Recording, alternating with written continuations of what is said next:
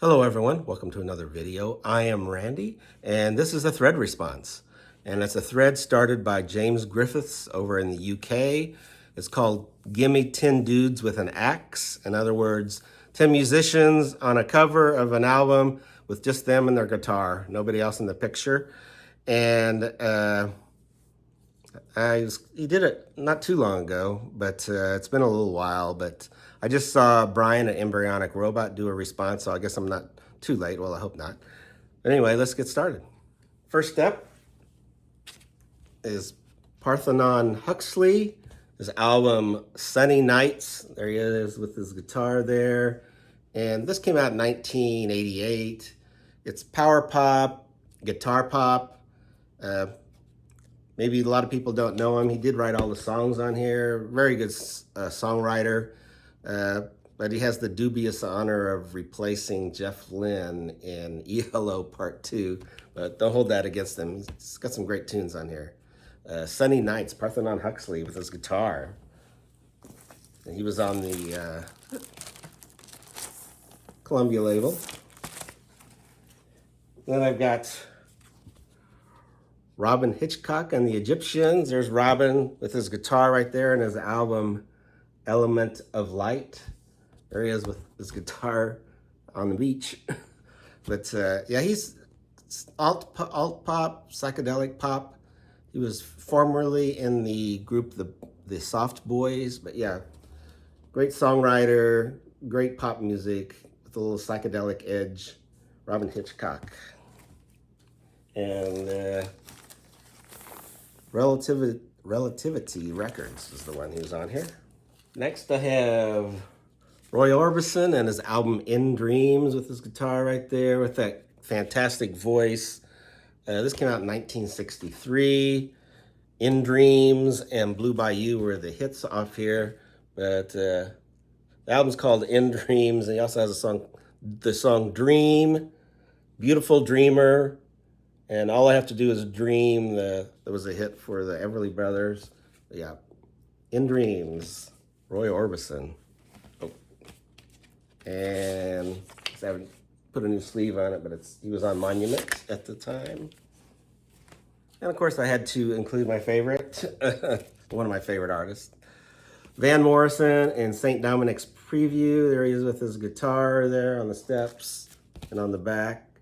This is a fantastic album. It's got Jackie Wilson Said, In Heaven When You Smile, Redwood Tree, Almost Independence Day, and Listen to the Lion. Just fantastic Van Morrison album. And he was on Warner Brothers.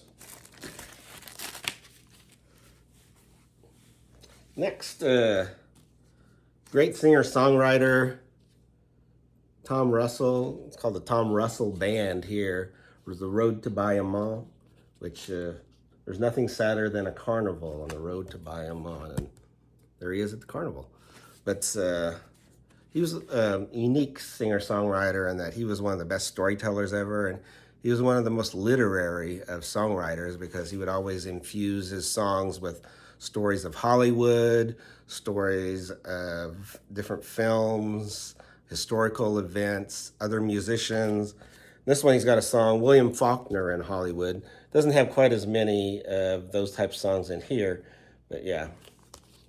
Great album by Tom Russell, The Road to Bayamon. Next one for Mike at MGK Boston. He's a big country fan, and there's the great George Jones and the album A Good Year for the Roses. The title track is just fantastic, one of his better songs. Also on here is one of my favorites is Things Have Gone to Pieces. On Elvis Costello's album Almost Blue, where he does country covers, he does a great version of A Good Year for the Roses. I think this was on Top Line Records. This might be a compilation. Might help if you saw the label, right? Top Line Records. And for Gary at Physical Format Rock and Roll, gotta have some jazz. Here's a great jazz guitarist, Grant Green, his album Nigeria. I like the green hues on here. This is a tone poet. Just fantastic things they do with And of course, it was on Blue Note. And let's, oh yeah, also on here is, besides Grant on guitar, Sonny Clark on piano, Sam Jones on bass, and Art Blakey, of course, on drums. How about another shout out? Steve at All the World's a Stage loves this rock singer, Frankie Miller. This is his album Double Trouble, which you see Frankie with his guitar there, and then kind of a cutout on a door. I don't really understand the significance of that. And on the back, you just get to see the door with his figure carved out.